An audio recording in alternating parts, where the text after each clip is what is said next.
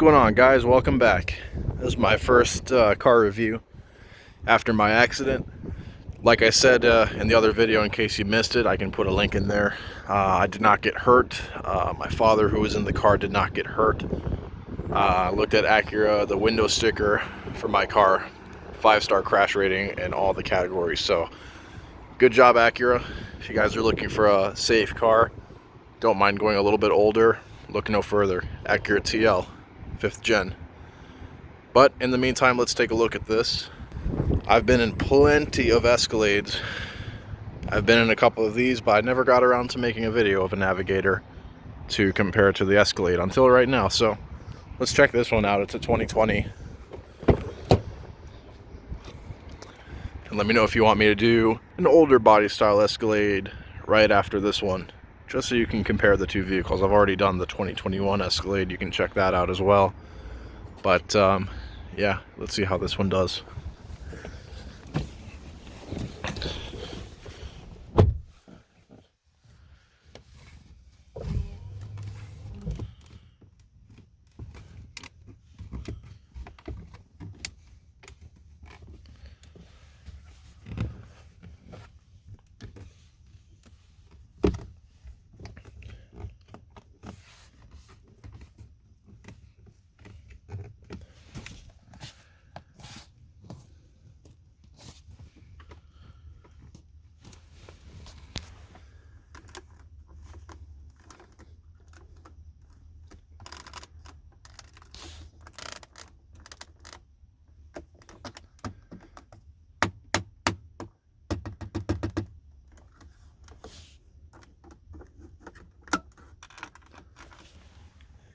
Can't reach over there.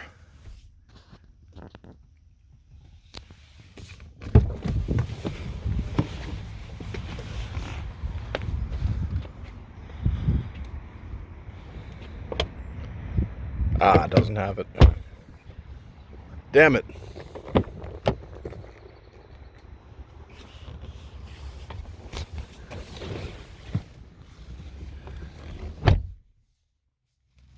I was just poking around with this thing earlier. You can adjust these seats like a million different ways. It's pretty insane.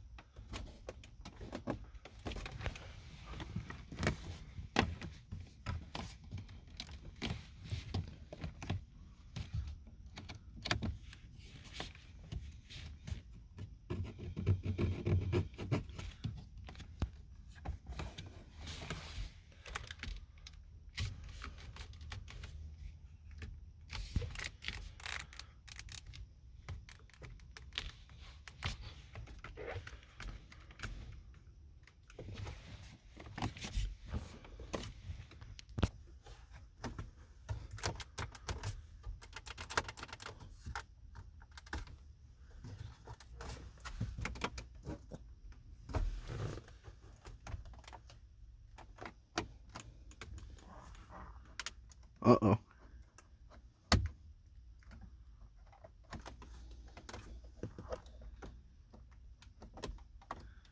I'm gonna pretend I didn't see that there.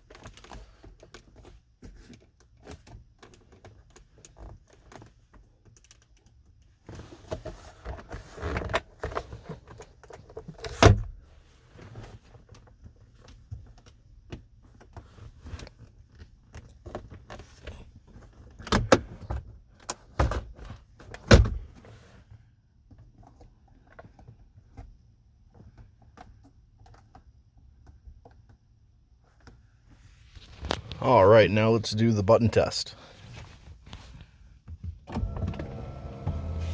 Oh, didn't want to do that. There we go.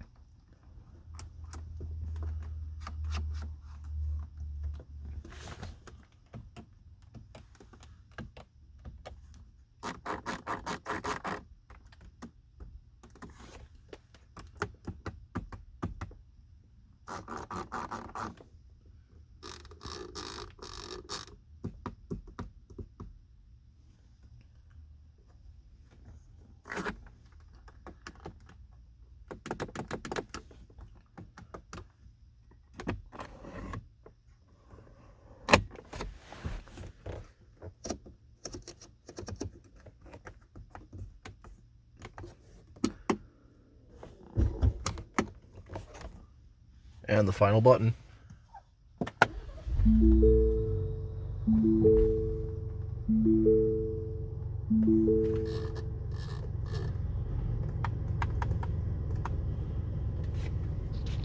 All right, how did it do? Well, fit and finish wise, it actually did a little bit better than I thought.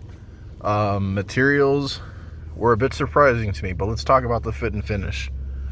Overall, it did pretty good. There were a couple of little squeaky points, like up here, and very minor squeaks on the center console. The center console lid here was actually quite solid. The overhead console was pretty solid, but I'm not liking this right here. I don't know if this is like a defect of the car or what the deal is. Yeah, I don't like that very much. But as far as just general squeaks, this doesn't do so bad that it would offend me. So gets a pass overall in my book. I will give it a 7 out of 10 for fit and finish. As far as the materials go, there are quite a bit of good things in this car, but there's some bad stuff as well. I'm going to show you for an example. Most everything is soft touch down here. We got stitching. We got a different kind of soft touch up here and on the upper parts of the dash. Now, I do not like the texture up here one bit. Same with up here. It's just, it doesn't feel, it feels cheap. I'll just say it. Really cheap. I think they could have done a little bit better. At least it's not hard. But certain companies do a little bit better with their vinyl. A lot of chrome look around here, like the buttons up here, all this shiny stuff looks really expensive. It looks great, but it's actually plastic. But that's not exclusive to Lincoln. You know, Mercedes uses kind of a chrome metal look around all their cars, and it's just cheap plastic underneath it all. It literally peels off. Same deal here. I am liking the wood quite a bit. I honestly don't know if it's real wood or not. But when you touch it, it's not a gloss. It's like a natural grain sort of feeling to it. It gets a pass in my book. I like the way it feels. And every company's doing this now, but we got the metal speaker grills here, and that feels really good. Where this one falls short as far as materials go, some of these lower parts, like down here, this is hard, nasty plastic. This should not belong in a car this expensive. But then on the other hand, they have this beautiful stitched grab handle here in leather. So, you know, what gives? Then my least favorite part of the materials are these paddle shifters here. Feel ridiculously cheap. And this overhead console is the worst. If you look at this same overhead console, you will find it in literally a Ford Explorer or an Escape or something. It's the exact same part from the cheaper Ford products. It feels cheap. It looks cheap. It's flimsy. It's from a Ford Explorer. It's from a $20,000 car.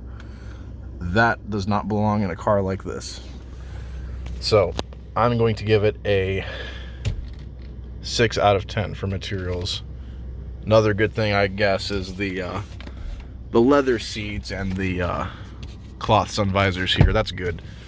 But 6 out of 10 is fair for materials in my book. If it wasn't for that cheapness up there and down here, that would be a 7 out of 10. So there you guys have it. 6 out of 10 for materials, 7 out of 10 for fit and finish. Let me know what you guys think. Also, guys, still in the workings here for my accident. My insurance company did declare the car as a total loss, so bye-bye Acura. I will not be seeing it again. RIP. So I'm just waiting for them to finalize everything, and then I'm going to get a check from them, and then I will be getting another car. I already kind of know what I want. I have the car picked out, but I'm going to leave it as a surprise for you guys. Let me know in the comments, what car do you think I should get? And also let me know if you want to see a video of the previous body style Escalade, just for comparison's sake. Since this Navigator came out in 2018, this is a 2020 model year, but this came out in 2018, and the previous body style Escalade came out for 2015. Let me know if you want to see an older Escalade like that. I did. They're in my older videos, but not to quite the extent that I do in my reviews now. So again, comment below.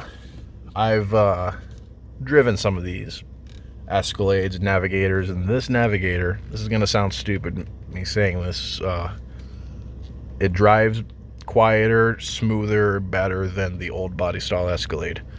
But the new Escalade, the 2021 model, drives better, in my opinion, than this. And the technology in the screen is way, way better. But that's a whole nother story. That has nothing to do with the interior creaking.